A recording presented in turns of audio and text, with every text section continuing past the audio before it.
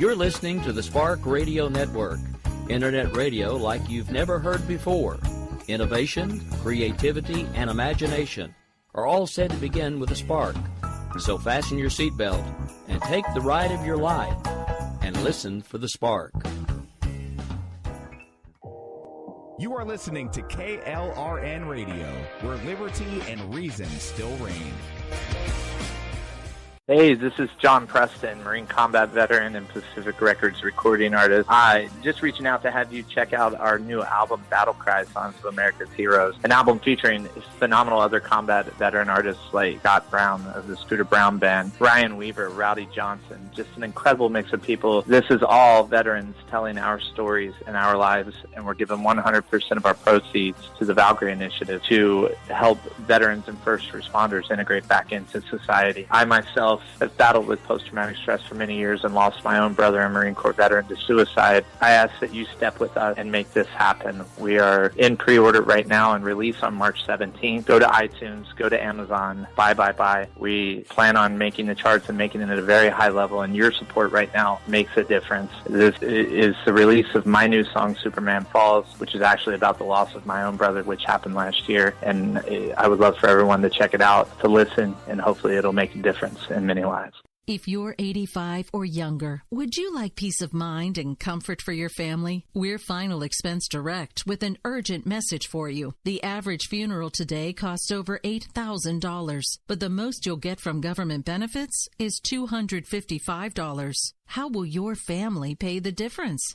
We can help. Our senior plans start as low as just $1 a day and pay up to $30,000 for a funeral and other final expenses. Peace of mind is easy. There's no medical exam. You'll have lifetime coverage, and your plan can't be canceled as long as you pay your premiums. Call now for free information about our senior plans. Answer a few simple questions and receive approval right on the phone. Plus, call right now and we'll give you a discount prescription card for free. Call 800-553-8687. That's 800-553-8687. Again, 800-553-8687.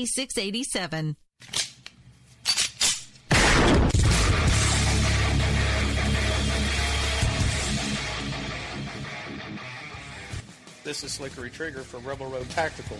With proper care and feeding, your pistol will be ready when you need it. There to save your life. Shouldn't your gear be that good? Whether you need a holster for comfortable everyday carry or a tough-as-nails holster for your next training course, Rebel Road Tactical has what you need. Check us out on the web at rebelroadtactical.com.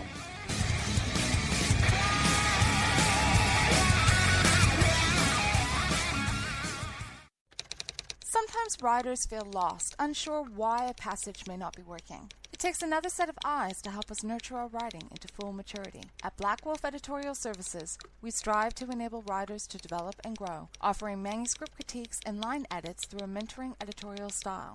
We also offer assistance on generating a writer's bio for your websites. Black Wolf Editorial Services, nurturing your writing into maturity. For a full list of services, visit blackwolfeditorial.com.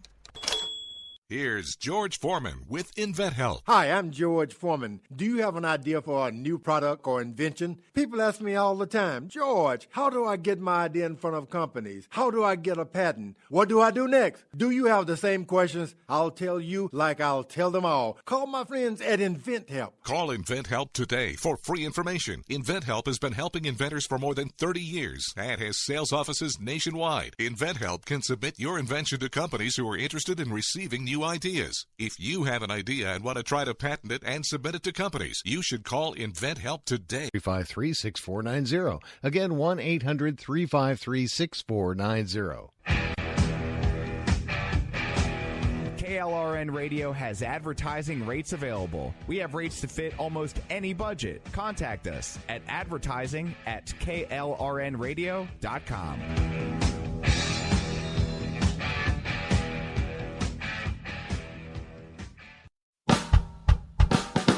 You're listening to the Spark Radio Network, Internet radio like you've never heard before. Innovation, creativity, and imagination are all said to begin with a spark. So fasten your seatbelt and take the ride of your life and listen for the spark. You are listening to KLRN Radio, where liberty and reason still reign.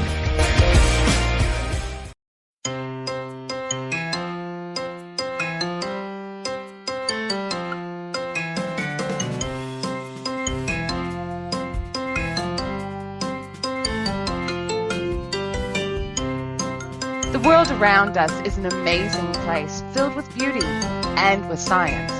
But let's face it, sometimes science can be so confusing that it takes a PhD to understand it. Well, you're in luck. I just happen to have a PhD. Come and take a seat. Perhaps I can explain the world around us in a way we all can understand. Welcome to Conversations in Science. I'm Dr. Judy L Mohr. Call me Doc.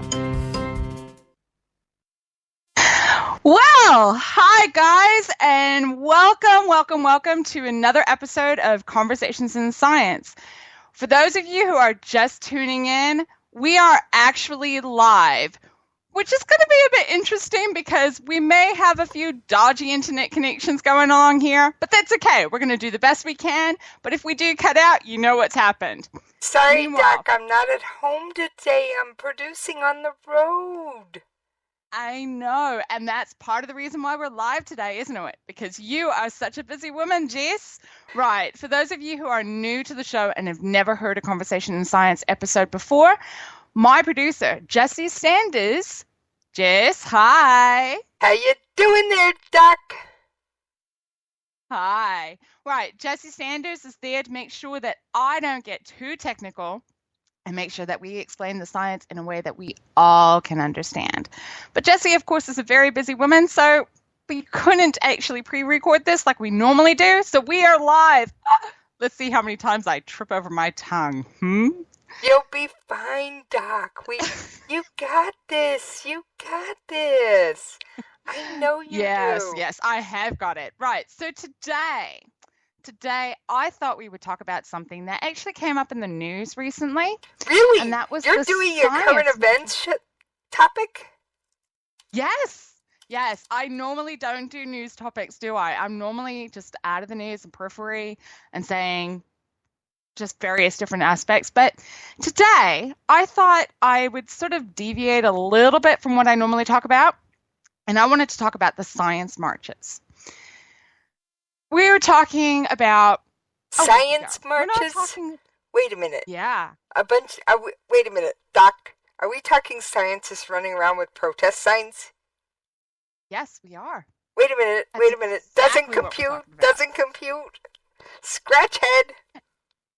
Exactly. It doesn't compute, and that's why I wanted to talk about it. Basically, about a week ago, scientists around the world, not just in the US, but we also had marches here in New Zealand, and there were marches in Australia as well. And I believe there were marches in the UK, and it was basically around the world.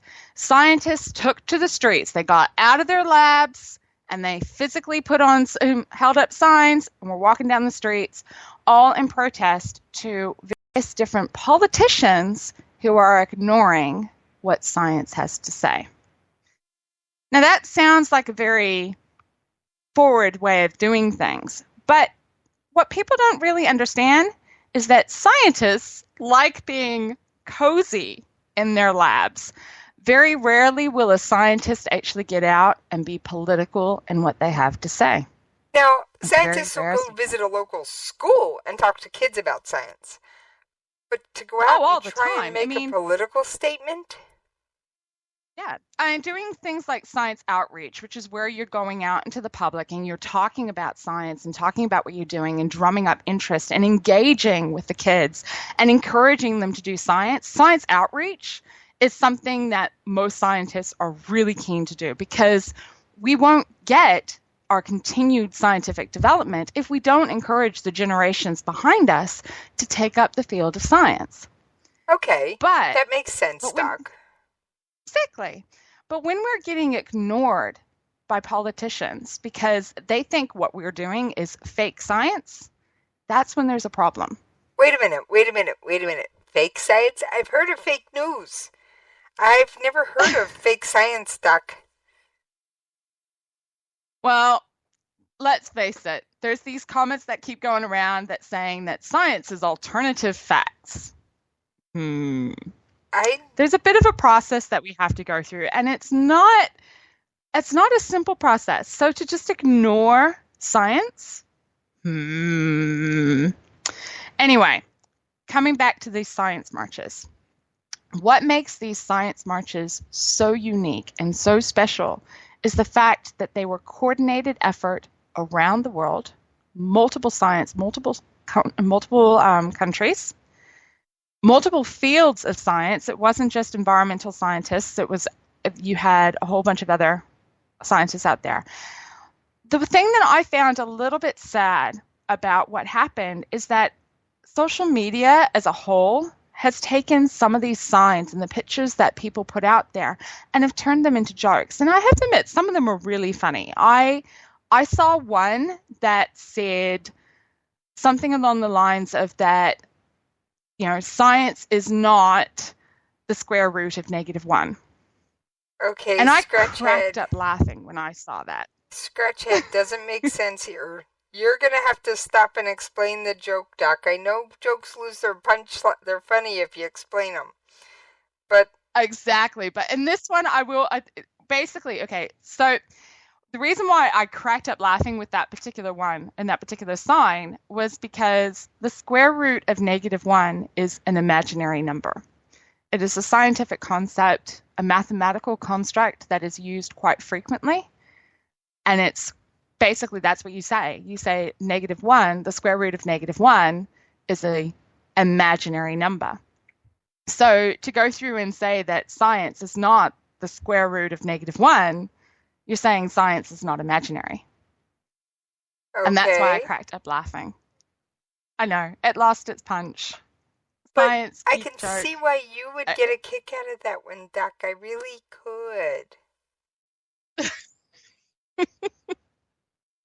I know, it's a science geek joke. But hey, that's sorry, but it's me. But why do you think I'm here, Doc? So that you don't tell so many science geek jokes, nobody gets it.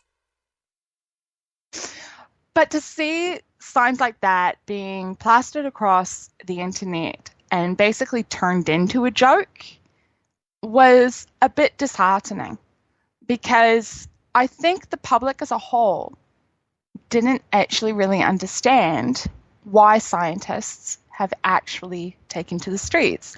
And I believe it's the first time that scientists have ever done something like this.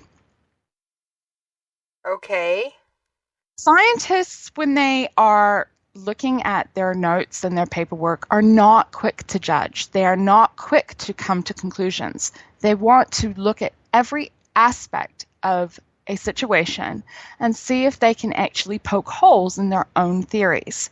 They want to make sure before they publicly say something that they have got all their T's crossed and all their I's dotted and everything is all correct. So they like So they like all their ducks in a neat little row and package and everything straight, so they know exactly what they're going to say before they say it, Doc.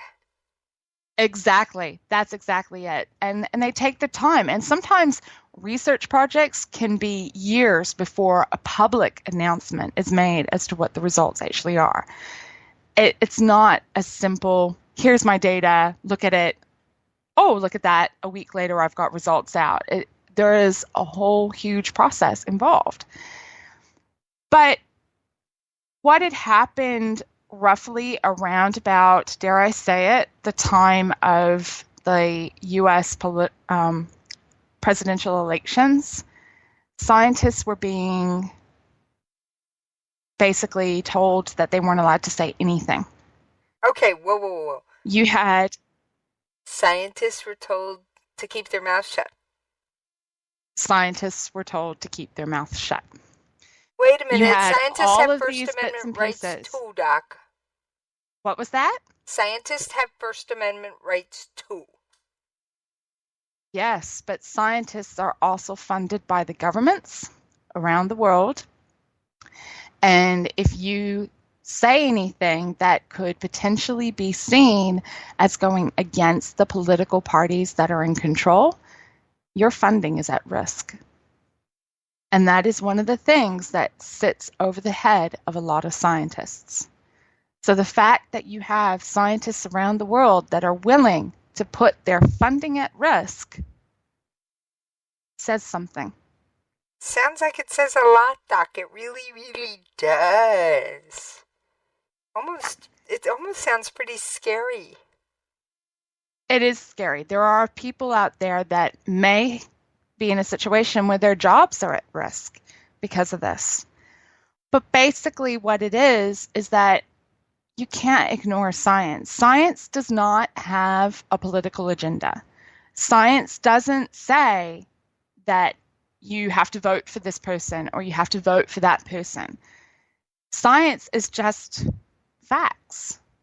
It says, this is what's happening and this is why it's happening. That's it. Wow. There's nothing else to it. Well, and that makes to sense ignore to me. that, yes? I was going to say it makes sense to me that science is fact because, I mean, there was an audio clip that you'd come up with that just kind of gave me a peek into what you guys go through to get something accepted in the scientific community. Yeah, exactly. The clip that I gave you, and I think you're getting ready to play that now, is from Neil deGrasse Tyson. Neil deGrasse Tyson is a world-renowned astrophysicist. So he is really up there with his science and love of science. But one of the things that he does is he actually goes into the public, and he is part of what they call Star Talk Radio. And he talks about science as a whole and why we should be interested in it and where it can potentially take us. The particular clip that Jessie is in the process of lining up showed up on YouTube on the Star Talk Radio channel on the 19th of April. So this was just before the science marches. And to be honest, I think it sums up very quickly what the science marches were really about. All right. You want to roll it, Jess? Yep, but I do want to warn the listeners, it is almost a 2-minute clip, okay? Yeah. Okay, let's go. Okay. One of the great things about science is that it is an entire exercise in finding what is true. You have a hypothesis, you test it, I get a result. A rival of mine double checks it because they think I might be wrong. They perform an even better experiment than I did and they find out, hey, this experiment matches. Oh my gosh, we're onto something here. And out of this rises a new emergent truth. It does it better than anything else we have ever come up with as human beings.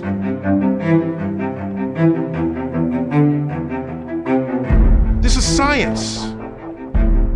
It's not something to toy with. It's not something to say, I choose not to believe equals MC squared. You don't have that option.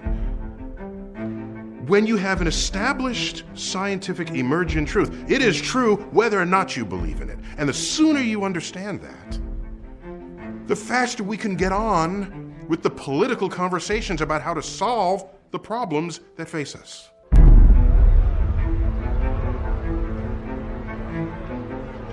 As a voter, as a citizen, scientific issues will come before you. And isn't it worth it to say, all right, let me at least become scientifically literate so that I can think about these issues and act intelligently upon them. Recognize what science is and allow it to be what it can and should be in the service of civilization. It's in our hands. That was cool, Doc. Yeah, I don't know about anybody else, but I always find that the way Neil deGrasse Tyson actually talks and speaks so passionately about science, it always gets me choked up. Well, But it's just one of those things that it really is. You cannot ignore facts. He was talking about the peer review process. In the beginning of that clip, he was talking about how somebody will put out a paper, a scientific, and it normally goes into a scientific journal, which has its own peer review process before it's published, and I'll talk about that in a moment so everybody gets an idea of what it really is like. And then someone will see that paper and they'll go, yeah, I'm not sure about that result. I don't know if it's right. And they will create their own experiment, and they'll either validate the results or they will blow those other results out of the water. Okay. And when they do validate it, they publish it again. And it's just everyone would be validating these things. And once you've got this happening, and these are coming from not just one lab, it's coming from multiple different labs around the world, multiple different scientists that are looking at the same problem but in different ways. And when you get the same result, how can you dispute the facts that have coming from that? I just don't understand. Well, I don't know how somebody could argue with... I have enough trouble arguing with one of you. Arguing with two of you would be almost impossible. And get 4 or 5 of you ganging up on me. Eek! I'm running away! Yeah. Okay, so the peer review process. So basically the way it works, when you are writing a journal paper, and it normally is a journal paper or something that's going into, say, a peer-reviewed conference, because I have submitted a few papers that have gone that way. Basically what happens is that your paper gets sent to experts in your field. Various different experts in your field to look at your paper itself. They're looking at how well written it is, because let's face it, if it's not a well-written article, then it's not going to make sense to anyone, and there's going to be so many holes in it, and people are going to question the results anyway. So They will be looking at things like that. Okay, that's always a good place to start, Doc, especially with an editor. Yeah, especially with an editor. But then they also look at your background in terms of how much of the background to the problem have you set up. They'll look at your experiment methodology, whether you've actually given enough detail for somebody to potentially repeat the experiment. They will look at your results, and they will look at your conclusions that you've drawn, and do they make sense? Are they logical conclusions? And if they are not meeting that basic level of information, then your paper actually could potentially be rejected. Okay, but this is also after it has already gone through a process of review within your own research team as well. So you're saying you could You've got a question there, Jess? Forever and ever working on this paper. It could go through your research team, you get everybody on board, you spend forever writing it, editing it, making it all nice and shiny, and dotting all your I's and crossing all your T's, and all your ducks are in formation. And then you send it off to a journal, and just because somebody else doesn't like something in your paper can be rejected, or do they have to disprove your paper for it to be rejected? No, it's not that they don't like something in your paper that can be rejected.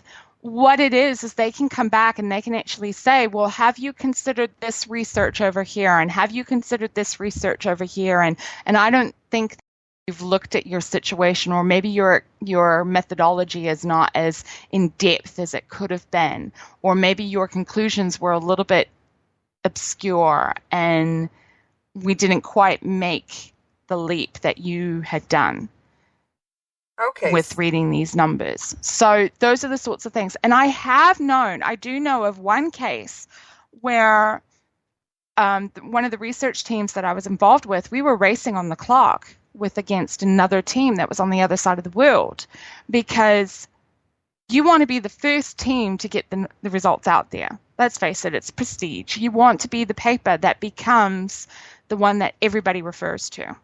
Well, I could see that. You want to be the first one. Yeah, it's a bit of a prestige thing. So you want to do that. And so you're racing against the clock against another team. And I've actually heard of a case where somebody submitted a paper for review for a peer-reviewed journal within a couple of days of another team who would submit the same, almost exactly the same paper, slightly different experiments, slightly different results, but almost the same. But because the two teams weren't talking to one another, both papers got rejected. Okay. Why did they reject them? Because the two teams weren't talking. Because it came down to you have to collaborate. And that's the thing. Science is collaboration. Science is peer-reviewed. Okay. There is a lot of collaboration that goes on in science, and it's not just one country.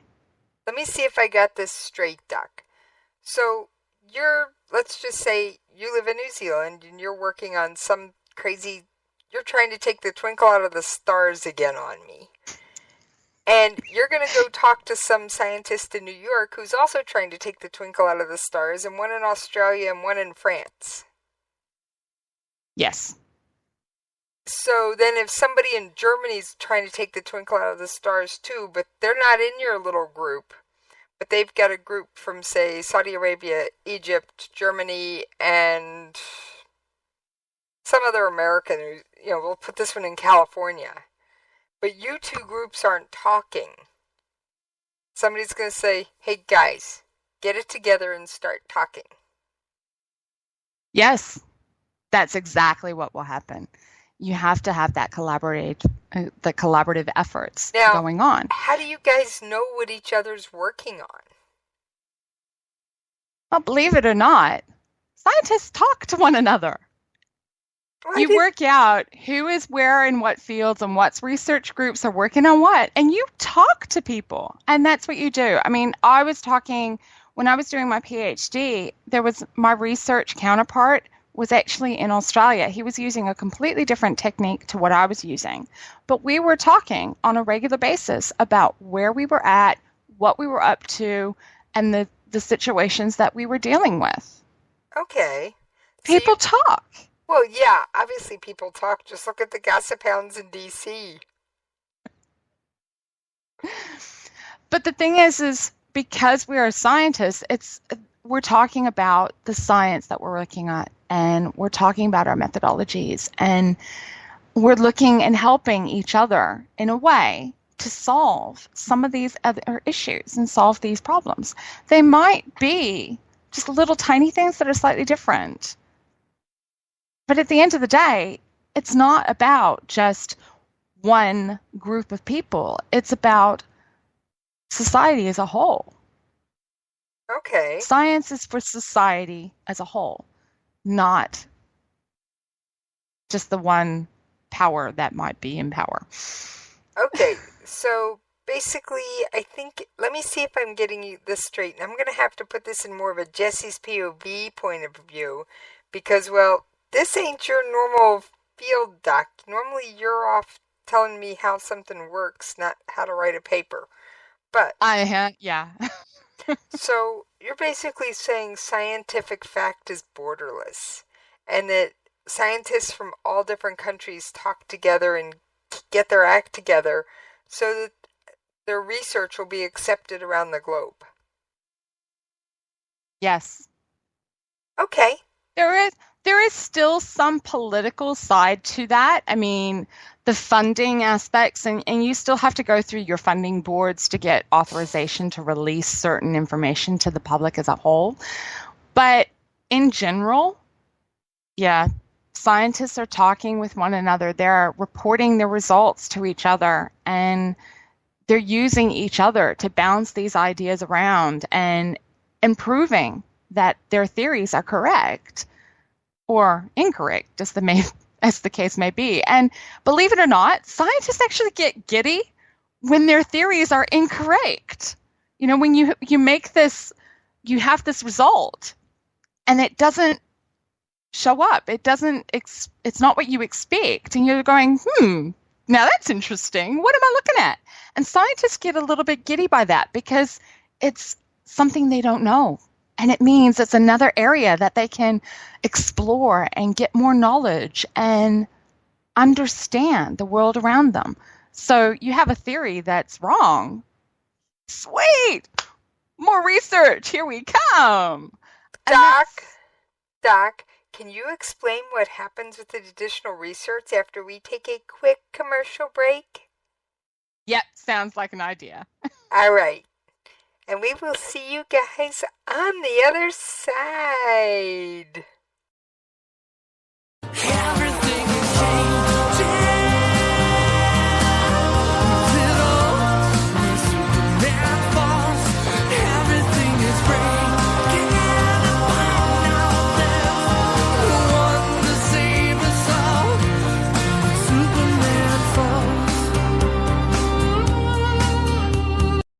If you're 85 or younger, would you like peace of mind and comfort for your family? We're Final Expense Direct with an urgent message for you. The average funeral today costs over $8,000, but the most you'll get from government benefits is $255.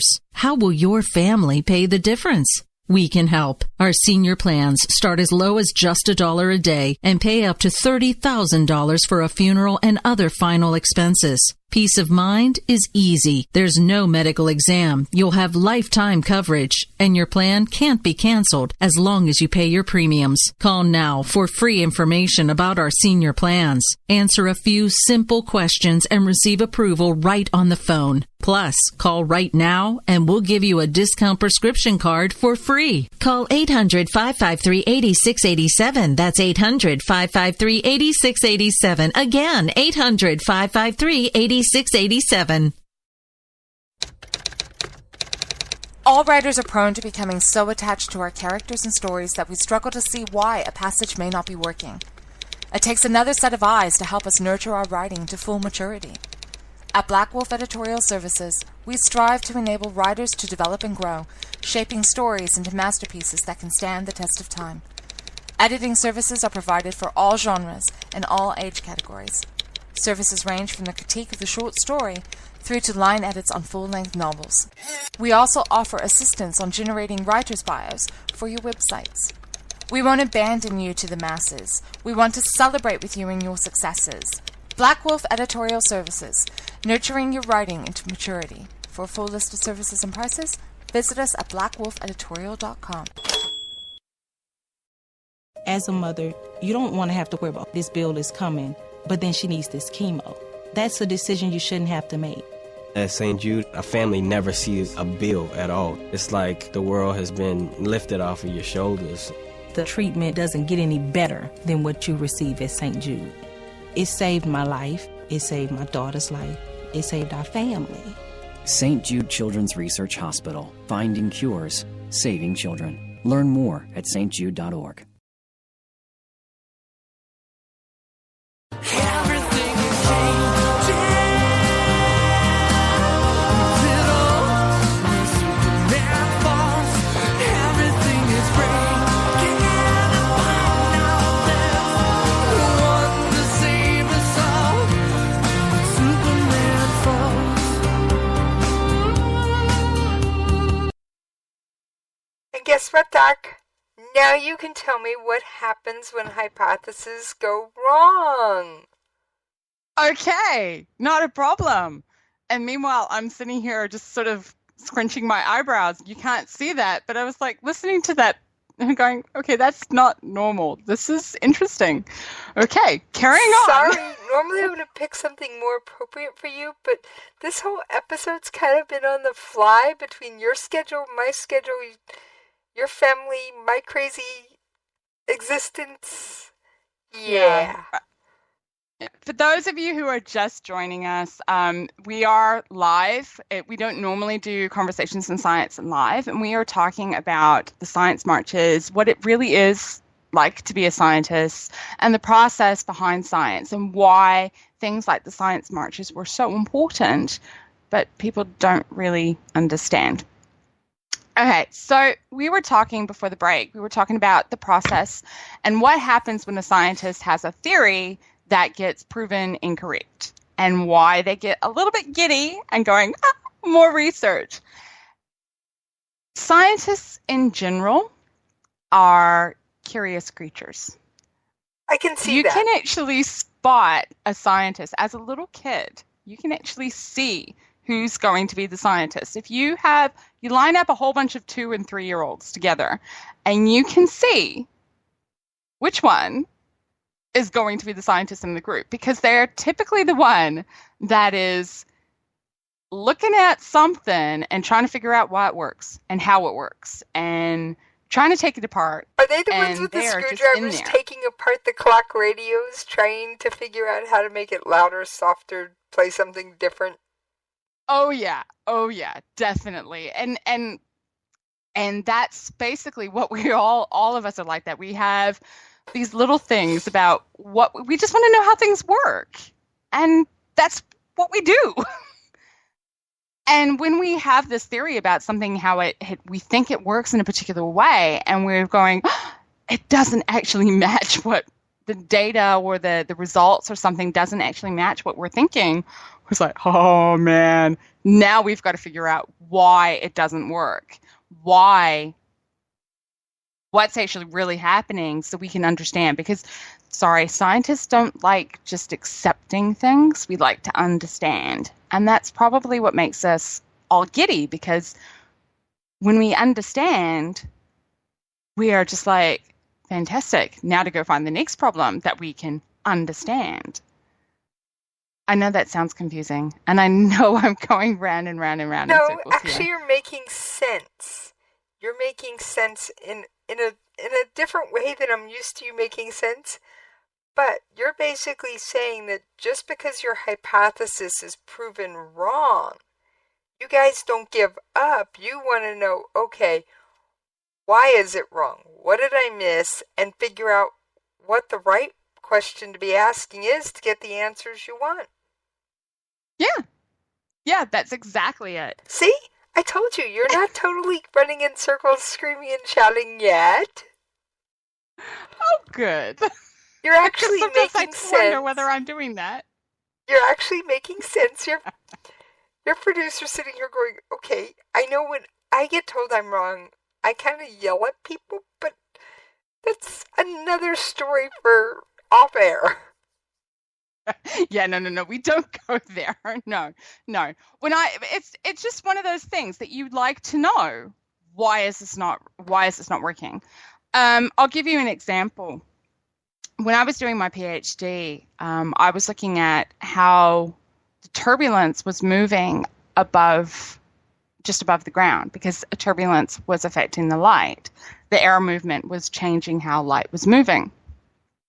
And my data, it wasn't getting as strong peak information as the simulations were showing. The simulations were showing these really bright points, but I wasn't getting that in the data, and I couldn't figure out why, and it was driving me absolute batty. I was just like, no, this should be doing this. And it wasn't until I started to actually play around with the simulations in terms of the time spacings between data points and all these other bits and pieces that I suddenly realized what was going on. And what was exciting for me was that I was able to prove another research group who was using the same technique as me, I was able to prove their theories incorrect, because the algorithms they were using for compensation did not account for this time variable that was in the data. And I was just like, oh, that's so cool. I found something that somebody else has missed. Yay! So scientists are a bit competitive. Even though they like to stay in their labs instead of run around with protest signs, they have a competitive streak. Yes, because you want to be the paper that everyone refers to. Okay. It's our way of prestige. Okay. Well, I also noticed something this week, Doc, and I'm gonna just put this one out there. You know me, I'm college educated, but that's about all I've ever told my on-air listeners. But I must surround myself with pretty smart people, because I can think of at least 5 people in my phone book that have the letters PhD after their names, and one that's soon to have it. Yeah. And you were telling me that that's not an easy degree to get. Yeah, I was actually thinking about this the other day, wondering whether we've actually demeaned the value of degrees in science and all that sort of thing the other day. If somebody has a PhD after their name, to put it blunt, they have spent far too many years at school. Far too many years. I mean, you've got what, the 13 years that you get when you're going through, elementary and through high school. So that would be about, 13 years going through there? Well, in the U.S., if you count kindergarten, it would be 13. If not, it's 12. But yeah, 12 to 13 years. So you got the 13 years of your younger years of education. And then you have your 4 years of your bachelor's degree. And then depending on where you are in the world, you'll have to do a master's. Some places you don't. Some places you do. And that can take another 2 years. And then your PhD can easily take anywhere between 3 years to, and in my case, 9 years. Okay. So do the math. 9 years just on your PhD, Doc. Yeah. I worked part-time for part of that time, okay? I decided to have a baby while I was having a PhD, so shh.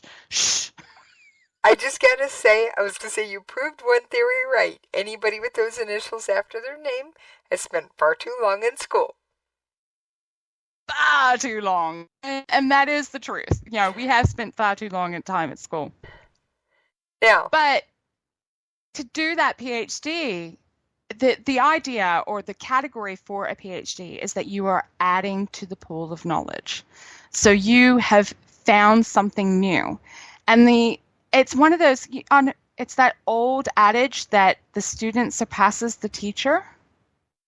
Do you know the one I'm talking about? Yes, I do, Doc. Yeah. I do. You'll have your PhD supervisor who will be an expert in the field, but at some point, somewhere along the line, while you're doing your PhD, you suddenly become the expert, and your supervisor doesn't know as much as you do.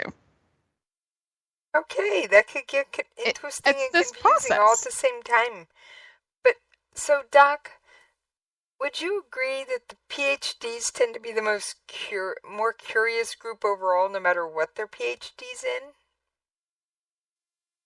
Yes, and this is the other interesting thing about scientists or PhDs or various different aspects is that even though you've done your PhD in one field, it doesn't mean you don't have an interest in other fields.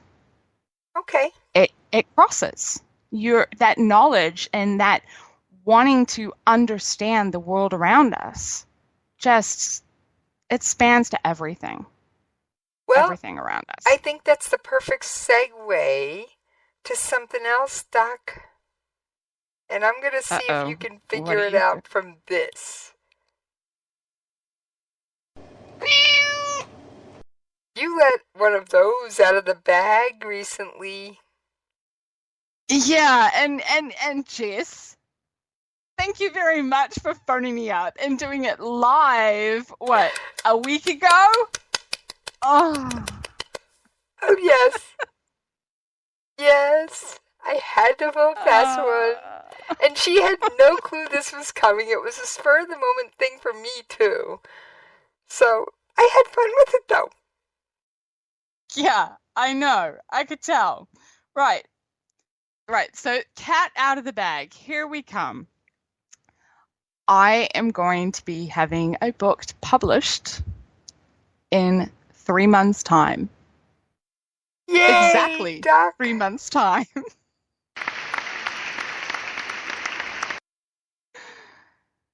Yes, I will be a published author in 3 months' time. Ah! Well, What am I I'm sure you're already published, but what's the topic on this one? Yeah, the book that's coming out in 3 months, it's called Hidden Traps, a writer's guide to an online platform. Basically, what it is it's talking about all of those little things that are in the internet and social media and building an online platform that can put your physical and security, internet security at risk, as well as make you look like an idiot. You know, someone who can't actually put 3 words together to form a sentence, which at the moment I feel like half the time I'm doing, but we don't mention that. Oh, Doc, you're doing just fine. You're just not used to being live with me. I usually give you more time to collect your thoughts. Yeah, that's true, and I feel like I'm a bit babbling, but that's fine. I'm sure I'm not. So this is a writer's guide to an online platform. What if you're not a writer, but you have a need for an online platform, or you want one? Yeah.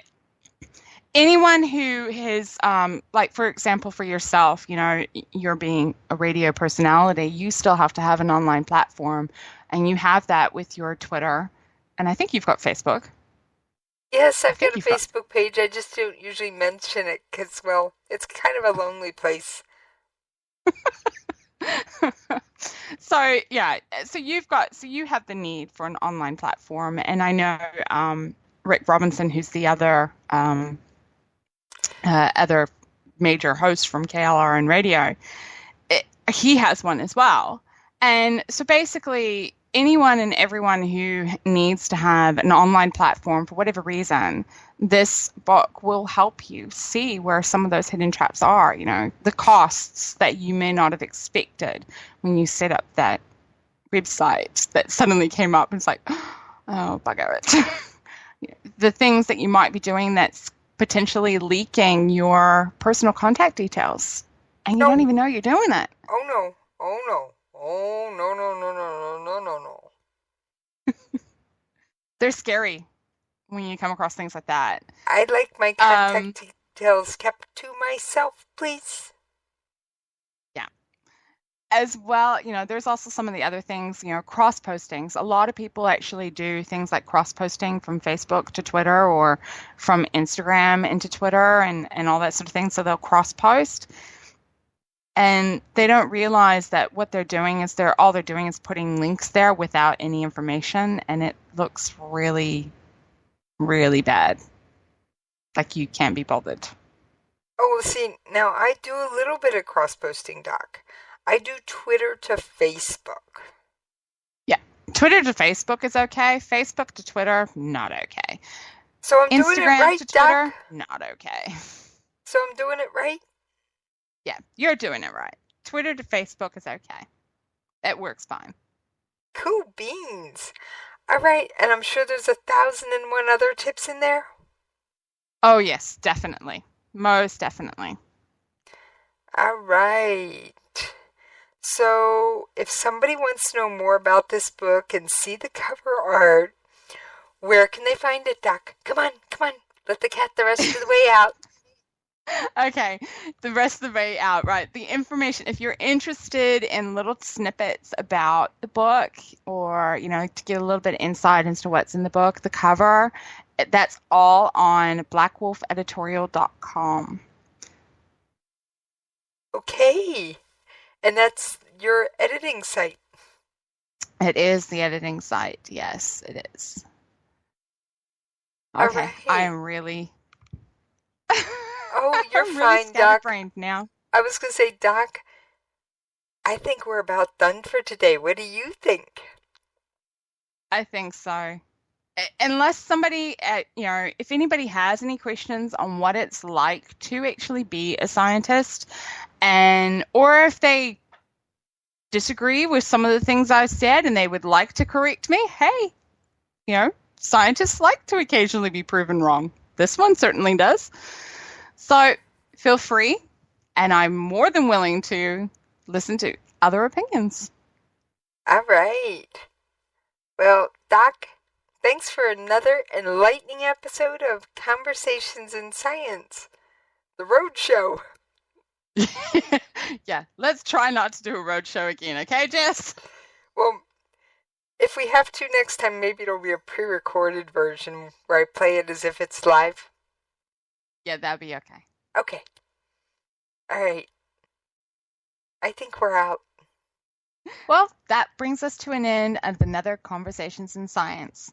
If you have any questions about science and about some of the world around us, feel free to drop me a line. I'm on Twitter, and you can find me at Judy L Mohr, or you can look me up on Facebook, Judy L Mohr, or you can drop me a line on my personal website, judylmohr.com. I think you're seeing the pattern here. Then, of course, if you are interested in some of the other projects I do, which is the writing and editing, feel free to check me out on blackwolfeditorial.com. But then, of course, don't forget, if you are wanting more information about the science, you can also contact us at the station with the email of science@klrnradio.com. Then, of course, there's my cohort that keeps going through and popping up. You mean me, Doc?